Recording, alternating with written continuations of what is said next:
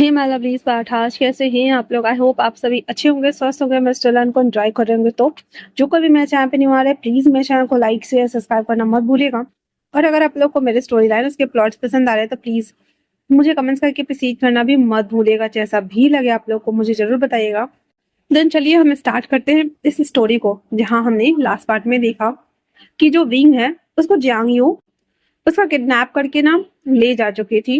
और उसके साथ उसने युवान को जेनर को छोड़ दिया हुआ था और ओनली पर विंग को लेकर गया हुआ था। वहीं दूसरी तरफ वांग जी जब उसके पीछे भागता है, उसके पैरों को सूट कर दिया गया था और वो धड़ाम से नीचे गिर गया था। जब क्रिस उसे बचाने के लिए भागता है, क्रिस के सर पे भी किसी ने हॉकी स्टिक दे मारा था। एंड देन बाकी बॉडीगार्ड कार में बैठ के वहां से निकल जाते हैं। पूरा फिल्मी सीन क्रिएट हो जाने के बाद रेनेन युवान को उठाते हुए वहां पे भागती है और वो जो युवान था ना वो वांग जी के पास था, जहाँ पे वांग जी ना ऐसे रोड पे ऐसे ऐसे मुक्का मारते हुए कह रहा था, विंग विंग वापस आओ, विंग वापस आओ। मैंने कहा विंग वापस आओ, अभी के अभी वापस आओ।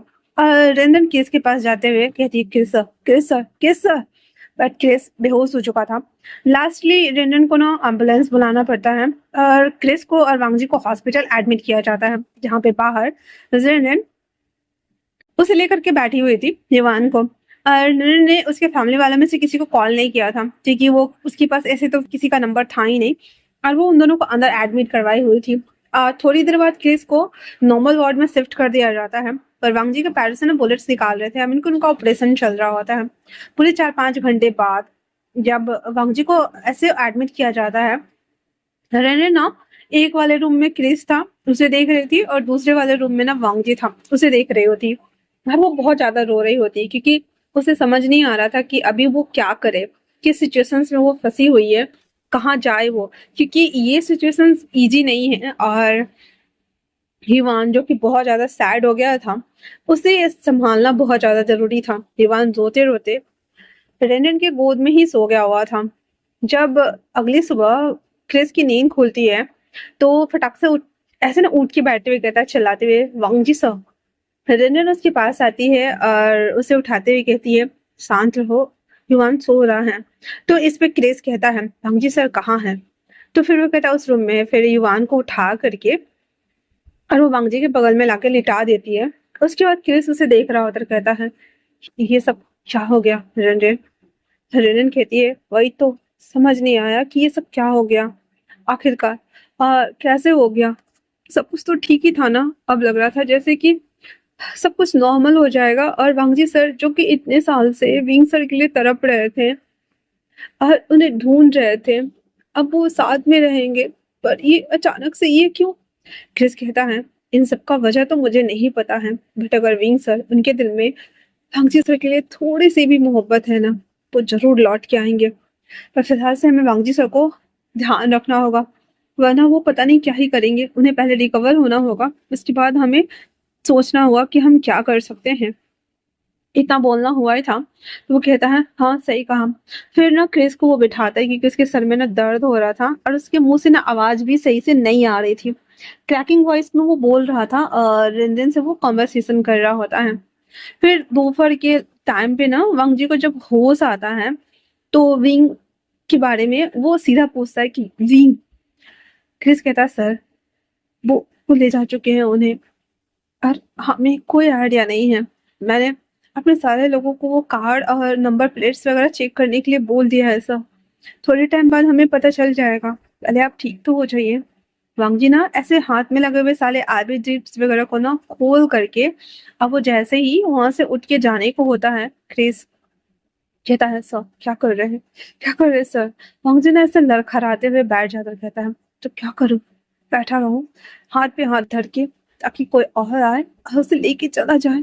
बताओ मुझे क्या करूं मैं, क्या करूं मैं, बताओ मुझे। तो जो हमारा केस था वो कहता, सर पहले आप ठीक हो जाइए, उसके बाद हम उसे लेकर आएंगे। हिवान इन लोगों के कन्वर्सेशन की वजह से उसकी आईज ओपन हो गई थी एंड देन कहता, मम्मा मम्मा का मुझे मम्मा जाना है। वांग जी युवान को गोद में ले लेकर कहता है, हाँ हम मम्मा को वापस जरूर लाएंगे, ओके ना? हम मम्मा को लेकर आएंगे युवान, ओके? हम मम्मा को जरूर लाएंगे, रोना बंद करो बच्चा, आपको यकीन है ना अपने डैडा पे? युवान कुछ नहीं बोल रहा था।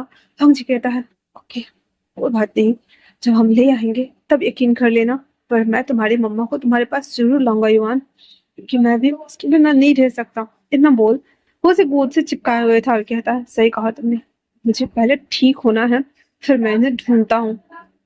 इतना बोलकर वो लेटा हुआ था। वहीं दूसरी तरफ विंग, उसे रातों रात ही लोटस पेयर लेके आया जा चुका था, जहाँ पे विंग को विंग के रूम में ना शिफ्ट कर दिया गया था।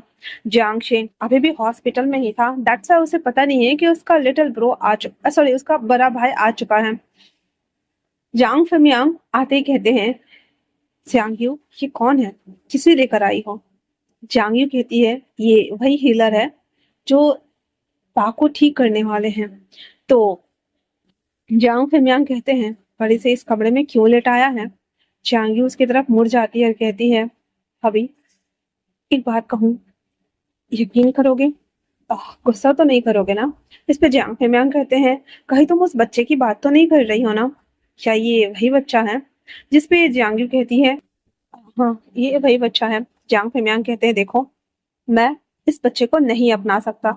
जियांग यू तुम जो कुछ भी करती हो ना, मुझे उसे कोई प्रॉब्लम नहीं है, बट ये यहाँ नहीं रहेगा, इसे वापस जहां से लाए हो वहां दे कर आओ। इस पे यू कहती है, देखो फेमियांग, एक तो डैड को ठीक करने का बस एकमात्र तरीका सिर्फ ये है, और यही डैड को ठीक कर सकता है। दूसरा ये कि प्लीज, ये भी मेरा बेटा है। इस पे फेमियांग कहते हैं, पर ये मेरा नहीं है, और मैं ऐसे किसी भी बच्चे को नहीं अडॉप्ट करने वाला हूँ। इस पे यू कहती है, मैंने माना कि ये वन नाइट स्टैंड की गलती है, बट है तो आखिरकार मेरा बेटा ना।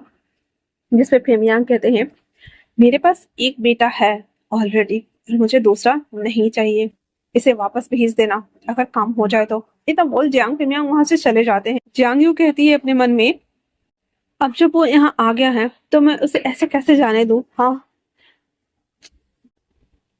आज नहीं तो कल तुम इसे जरूर अपनाओगे फेमियांग। ये बोलते हुए यू ना बहुत कॉन्फिडेंट लग रही होती है, और उसके बाद वो विंग को ना अच्छे से टक कर देती है और कहती है, वेलकम होम सन। और एकदम बोल करके वो वहां से चली जाती है।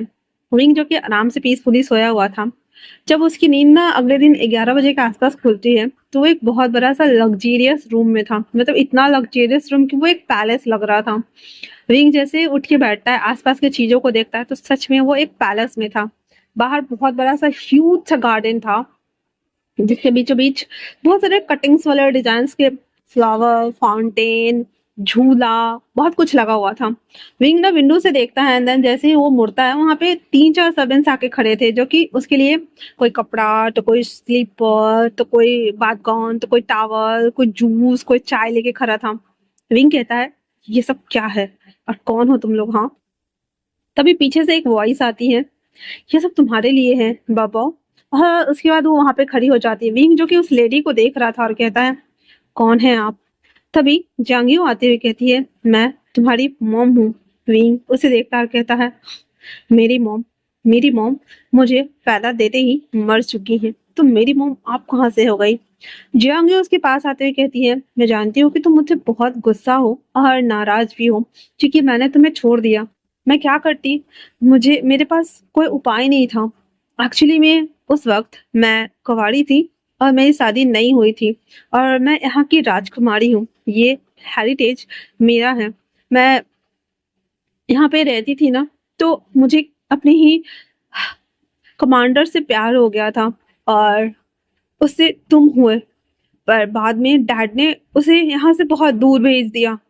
मुझे नहीं पता कि वो जिंदा है या नहीं है, पर मैं तुम्हें खोना नहीं चाहती थी, इसलिए मैंने तुम्हें अपने साथ काम करने वाली दाइमा को सौंप दिया और उन्हें यहाँ से दूर भेज दिया। मुझे पता था कि वो तुम्हारा अच्छे से ध्यान रख लेंगी, सही वक्त आने पर मैं तुम्हें ले आऊंगी। तो आज फाइनली मैं तुम्हें ले आ चुकी हूँ। विंग कहता है, ये स्टोरी काफी फिल्मी लगती है। आपने एक स्ट्रेंजर के साथ में वन नाइट स्पेंड किया, एंड देन मुझे पैदा किया, फिर मुझे गरीबी में पलने के लिए छोड़ दिया, और आज मुझे पता चल रहा है कि मैं कहीं का राजकुमार हूँ, यही ना? जियांग यू कहती है, सुनने में फिल्में तो लग रहा है, बट सच में तुम यहाँ के राजकुमार हो, तुम मेरे बड़े बेटे हो। विंग विंग को जैसे टच करने को होता है, विंग कहता है, देखिए मिस, आप जो कोई भी है, मेरी मॉम आप नहीं है, और अगर आप हुई भी ना, तो मैं नहीं मानता। मुझे यहाँ से जाना है, मेरी फैमिली है, मेरा अल्फा है, मेरे बच्चे हैं। चांग यू कहती है, मुझे पता है कि तुम्हारा अल्फा है, तुम्हारे बच्चे हैं, पर तुम अभी तक शादीशुदा नहीं हो। तुम्हारी शादी उस अल्फा के साथ में नहीं हुई है, तो इस नाते से तुम्हारा कोई भी हक नहीं बनता है उसके ऊपर। और इस तरह से इलीगल तरीके से किसी के साथ रहना, इस रिश्ते को लोग नाजायज कहते हैं। मैं तुम्हारे लिए अपने लेवल के लड़के ढूंढूंगा, मैं तो अल्फा ढूंढूंगा और तुम्हारी शादी करा दूंगा। विंग, जो कि वो चाय लेके खड़ा था ना, वो सीधे उठा के फेंकते हुए कहता, क्या बकवास कर रही है। हाँ, मैं पूरी लाइफ अकेले कुंवारे रह सकता हूँ, पर शादी किसी और से तो मैं कभी नहीं करूंगा। इस पे जियांगी उसके पास आते हुए समझाती है, विंग देखो, मुझे पता है कि वो एक नंबर का सनकी पागल साइको इंसान है। वो उसे अपने फैमिली वालों से भी नहीं बनती है। उसके अंकल और उसके भाई ने उसे फैमिली से भी निकाल दिया है। वो बस बिजनेस चलाता है और उसके पास कुछ नहीं है। विंग कहता है, तो उसकी मॉम कहती है, मैं तुम्हारी शादी अच्छा फैमिली में कराऊंगी जहाँ पे तुम अच्छे से रह सकते हो और तुम्हारा अपना खुद का नाम होगा। विंग कहता है, मेरा खुद का नाम है, मैं माटोंग के 18 शिष्यों में से एक हूँ। क्या इतना काफी नहीं है? क्योंकि वो शिष्य चुनने में पूरे 9 से 10 साल का वक्त लगाते हैं और उसमें से सिर्फ ओनली फॉर 18 शिष्य को ही चुनते हैं और उनमें से एक मैं हूँ। इतना तो काफी होना चाहिए ना आपके लिए। रही बात और नाम कमाने की, तो मुझे नहीं चाहिए, क्योंकि मुझे अपनी दुनिया में नाम नहीं कमाना है। मुझे लोगों को सेवा करना अच्छा लगता है, उन्हें हील करना अच्छा लगता है और साथ में अपनी फैमिली के साथ में रहना अच्छा लगता है। तो उसकी मॉम उसे टॉन्ट मारते हुए कहती है, तो इसीलिए अपने अल्फा से 7 साल दूर थे, छुपते फिर रहे थे, है ना? विंग ये सुनकर दंग रह गया था और कहता है, आपको कैसे पता?" जांग कहती है, अगर मुझे पहले पता होता कि वो तुम हो और मेरे बेटे भी, जो तुम्हें तो आज से मैं 4 साल पहले ही उठाकर ले आ चुकी होती। पर मैं श्योर ही नहीं थी और ना ही मुझे पता था, इसीलिए 4 साल डिले किया और अब यहाँ से तुम कहीं नहीं जाओगे। इतना बोलकर वहां से सीधे निकल जाते और कहती है, हाँ, ये सारी चीजें तुम्हारे लिए हैं, इसे यूज करो। विंग, जो कि गुस्से में खींच खाया हुआ बैठा था, वो सारी चीजों को एक एक करके फेंक देता और सबको कहता, भागो यहाँ से। सबको भगाने के बाद विंग वहां पे बैठते हुए ऐसे ना आसपास देख रहा था। उसके पास फोन तक नहीं था, मतलब उसका फोन भी ले लिया गया था। और विंग ऐसे ना खींचते हुए अपने बालों को नोचते हुए बैठ जाता और कहता है, तो इसका मतलब आपको जैसे पता था कि ऐसा कुछ होने वाला है और और कोई मुझे आपसे दूर कर देगा, तो क्या आप इसलिए इसलिए बोल रहे थे कि मुझे छोड़कर मत जाना? विंग, कम से कम मुझे बताया तो होता। कभी भी कभी भी आप मुझे अपनी फीलिंग नहीं बताते हैं, कभी भी कोई ऐसी बात होती है जो मुझे नहीं बताते हैं और तब मुझसे बोलोगे कि मैं तुमसे प्यार करता हूँ, मैं तुमसे बहुत प्यार करता हूँ, तुम्हारे बिना नहीं रह सकता। क्या है ये? अल्फा क्या है? और इतना बोलते हुए विंग ना गहरी सांसें ले रहा था, क्योंकि वंगजी की बॉडी ना वहां पे ना रिएक्ट हो रही थी, मतलब वो होश में आने ही वाला था। और विंग ये बोलते हुए रोने लगा था। तभी वंगजी की आईज ओपन हो जाती है और तब उससे मिलने के लिए जो हमारा क्रिस था और रन आई हुई थी। इधर विंग ना रो रहा था बहुत ज्यादा और जो सारे सर्वेंट्स वगैरह थे ना, वो दोबारा से सारा सामान लेकर आता है। विंग सबको भगाते हुए कहता है, मुझे नहीं खाना है, जाओ यहाँ से जाओ। और सबको एक एक करके निकाल देने का दरवाजा बंद कर लेता है। अब जो हमारी जियांग थी वो कहती है कि थोड़ा देर के लिए उसे छोड़ दो, बाद में जब उसे भूख लगेगी तो वो खुद ही खाना खा लेंगे। और अपने मन में कहती है, खाना खाएगा नहीं तो जाएगा कहाँ। और उसके बाद वो वापस से अपने पा के पास चली जाती है मिलने के लिए। और उधर जो हमारा वांगजी था वो युवान को गोद में लेकर उसे कंसोल कर रहा था एंड उसे समझा रहा होता है कि सब कुछ ठीक हो जाएगा और मैं तुम्हारे मम्मा को वापस जरूर लेके आऊंगा, पर उससे पहले मुझे गगा से अपना हिसाब तो चुकता करना है। ये बोलते हुए वांगजी ना युवान को गोद में लिए हुए था। युवान जो कि फिर से रोने लगा था। वांगजी कहता है, युवान रोना बंद करो बाबा, मैं धौलान वांगजी तुम्हारा डैड तुमसे प्रॉमिस करता हूँ, जब तक मैं विंग को वापस नहीं ले आऊंगा तब तक मैं चैन से नहीं बैठूंगा। पिछली बार मैंने 7 साल का वक्त लगा दिया, इस बार मैं इतना लंबा टाइम तो नहीं जाने दूंगा। क्रिस क्रिस कहता है, जी सर मैं समझ गया, पहले आप थोड़ा सा तो रिकवर हो जाइए। इतना बोल कर वो लोग वहां पे बैठे हुए थे। सुबह से शाम हो चुका था पर उसने खाना नहीं खाया था। वो बहुत ज्यादा सैड था और उसे बार बार वांगजी की याद आ रही थी, क्योंकि वांगजी लास्ट नाइट उसके साथ अच्छे से बिहेव नहीं कर रहा था, और जब उसने उसे उकसाया था तब जाकर ऐसा कुछ हुआ था। और फिर अगले दिन उसके साथ शॉपिंग पे भी गया था। वो सारी चीजों को सोचते हुए विंग रोते रोते कहता है, क्यों आखिरकार आप हर बार ऐसे क्यों करते हो, बताओ मुझे। जब आपको पता था तो मुझे बताना चाहिए था ना कि ये सारी चीजें आपके लिए नहीं, मेरे लिए थी। पर आपने मुझे क्यों नहीं बताया? हाँ जी, क्यों नहीं बताया? क्यों नहीं बताया आपने? मैं क्या करूं? मैं क्या करूं? अरे था बोल कर नंबर ऐसे ना कमरे में ना चीजें ढूंढना स्टार्ट करता है ताकि वो किसी भी तरीके से उसे कांटेक्ट कर सके। उस पूरे कमरे में ना कुछ भी नहीं था। बींग वो कहता है, अगर मुझे यहाँ से जाना होगा तो सबसे पहले मुझे बाहर का सारा एरिया देखना होगा, तभी मैं यहाँ से जा सकता हूँ। इससे पहले तो मैं जा ही नहीं सकता। इतना बोलकर वो अपने फेरोमोन्स को रिलीज करने की कोशिश करता है, पर विंग वांगजी से कोसों दूर था। बस वांगजी को ना हल्का हल्का सा दर्द फील हो रहा था, जो कि विंग घबरा रहा था, डरा हुआ था। वो वाले फेरोमोन्स जब वो रिलीज कर रहा था ना, तो वांगजी को भी पता चल रहा था कि विंग कितना ज्यादा डरा हुआ है, कितना ज्यादा घबराया हुआ है, क्योंकि वांगजी ना बहुत ज्यादा बेचैन हो उठा था। क्रिस कहता है, सर क्या हुआ? वांगजी कहता है, वो डरा हुआ है, वो डरा हुआ है। अब क्या करूं मैं? अब क्या करूं? तो इंस्पेक्टर कहता है, सर वो लोग गए हैं उन्हें ढूंढने के लिए, हम कुछ नहीं कर सकते अभी सर, प्लीज आपको शांत होना होगा। वांगजी ऐसे कहता है, पर मैं शांत नहीं हो सकता, युवान परेशान हो रहा है, विंग डरा हुआ है, और तुम्हें लगता है कि मैं शांत हो जाऊं क्रिस? ये सब मेरे साथ ही क्यों होना होता है? मेरी लाइफ इतनी अबनॉर्मल क्यों है? मेरी फैमिली वाले, कग, अंकल, सब मुझसे हेट करते हैं। मुझे लगा था कि मैं विंग के साथ पूरी लाइफ गुजार सकता हूँ, पर मैं इतना अनकम्प्लीट क्यों हूँ? क्यों मेरे साथ ही ये सब क्यों होता है? बताओ मुझे क्रिस, क्यों होता है? बताओ ना। क्रिस के पास कोई आंसर नहीं था। एंड देन कहता, सर सब ठीक हो जाएगा, प्लीज आप खुद को संभालिए सर, हम बहुत जल्द पता लगा लेंगे। हंग जी कहता है, देखो रहने, तो तुमने वो नंबर ट्रेस किया था ना, कैल्विन कैल्विन को कॉल करो, वो हमारी मदद कर सकता है, प्लीज उसे बोलो जल्दी से आने के लिए और उसे लाने का इंतजाम करो। क्रिस क्रिस कहता है, ओके सर। और उसके बाद वो लोग एक दूसरे को बस देख रहे होते हैं। शाम का टाइम था। चांग यू डोर ओपन करके जब अंदर आती है तो विंग एक बात सीधे उठाकर फोड़ देता है और कहता है, देखिए मिस, मुझे यहाँ पे नहीं रहना, और मेरा फोन कहाँ है? मुझे अपने अल्फा से बात करनी है। जांग यू उस बात को ना ऐसे उठाती है, देन कहती है, तुम्हारा गुस्सा होना जायज है, वैसे मैं तुम्हें उनसे बात करवा सकती हूँ, एक शर्त पे।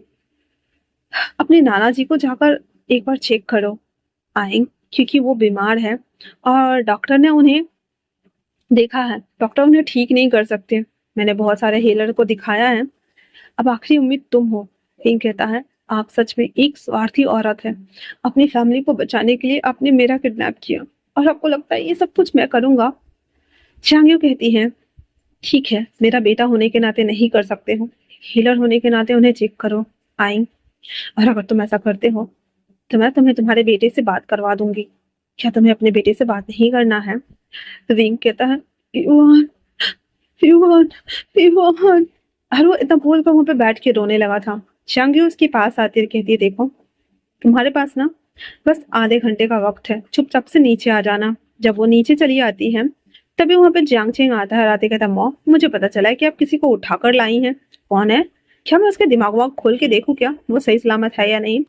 जियांग कहती है, अचिंग मस्ती करना बंद करो, अल्फा होने के नाते तुम्हें एकदम स्ट्रिक्ट होना चाहिए था, लेकिन तुम तो ऐसे मस्ती करते रहते हो जैसे कि तुम सच में अल्फा हो ही नहीं।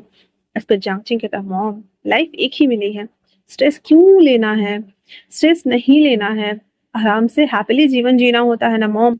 वैसे भी मैं हॉस्पिटल में अपनी लाइफ को हेल्प बनाकर तो आता ही हूँ, अब और नहीं कर सकता मैं, अब मुझे घर पे रिलैक्सेशन चाहिए होता है। वैसे आप किसे लाई हैं मॉम? इस पे जियांग कहती है, पहले जाओ फ्रेश होकर आओ, फिर बताती हूँ। इतना बोलकर वो एकदम क्यून स्टाइल में बैठ करके चाय की चुस्की लेते हुए आराम से वहां पे बैठती है। कहती है, जियांग चेंग तुम्हारे पैरों के तले से जमीन निकलने वाली है और तुम थोड़ा गुस्सा भी करने वाले हो, पर आज नहीं तो कल सबको पता चलना ही था। और इसके लिए मैं रेडी हूँ। और इतना बोलते हुए वो चाय की चुस्कू को लेती है, देन कहती है, आई अब वक्त आ गया है बाबा कि आप यहाँ रहकर इस फैमिली को और इस घर को अपनी जिम्मेदारी को उठा लें। और ये बोलते हुए ऊपर देखती हैं, देन कहती हैं, उसके लिए खाने का कुछ इंतजाम करो। सारे वेटर लोग तो डरे हुए थे क्योंकि विंग ने एक एक खाना को सबको उठा उठा के फेंक दिया हुआ था, सबको रूम से बाहर निकाल दिया हुआ था। विंग का रूम ऑलरेडी मैस्ड हुआ पड़ा था, पर किसी के अंदर इतनी हिम्मत नहीं थी कि वो उसके रूम में जाके पूरा साफ वाफ करके आए। और विंग उसके बाद से रूम ओपन करा ही नहीं था। जब जांगयू आई थी तब उसने स्पेयर से रूम ओपन करके अंदर गई थी, एंड देन उसे बोलकर नीचे आ गई थी और उसके आने का वेट कर रही होती है। तो आज के लिए इतना ही। कैसा लगा आप लोगों को मुझे कमेंट्स करके जरूर बताना। तब तक के लिए थैंक्स फॉर वॉचिंग।